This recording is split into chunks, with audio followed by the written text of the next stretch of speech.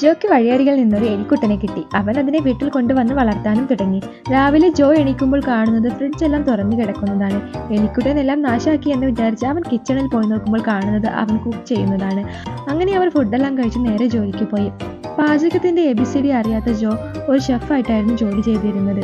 എലിക്കുട്ടനെ തന്റെ ഡ്രസ്സിനുള്ളിലാക്കി അവൻ ഹോട്ടലിലേക്ക് കയറി. അവനോട് ആദ്യം തന്നെ ഒരു സൂപ്പ് ഉണ്ടാക്കാനാണ് പറഞ്ഞത്. എന്നാൽ അവൻ ഇടുന്ന ഇൻഗ്രീഡിയൻസ് ഒന്നും ശരിയല്ലാത്തത് കൊണ്ട് എലിക്കുട്ടൻ അതല്ലാതെ തലയാട്ടുന്നുണ്ട്. അത് മനസ്സിലാക്കാത്തത് കൊണ്ട് എലിക്കുട്ടൻ അവനെ കഴിക്കാൻ തുടങ്ങി.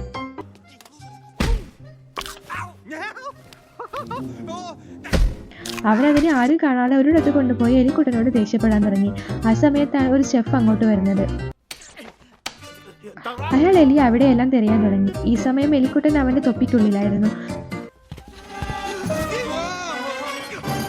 അങ്ങനെ അവർക്കൊരു പുതിയ ഐഡിയ കിട്ടി. അവന്റെ മുടി വെച്ച് എലിക്കുട്ടൻ അവനെ നിയന്ത്രിക്കാൻ തുടങ്ങി. വീഡിയോ ഇഷ്ടമായി ലൈക്ക് ചെയ്യാനും ചാനൽ സബ്സ്ക്രൈബ് ചെയ്യാനും മറക്കരുത്.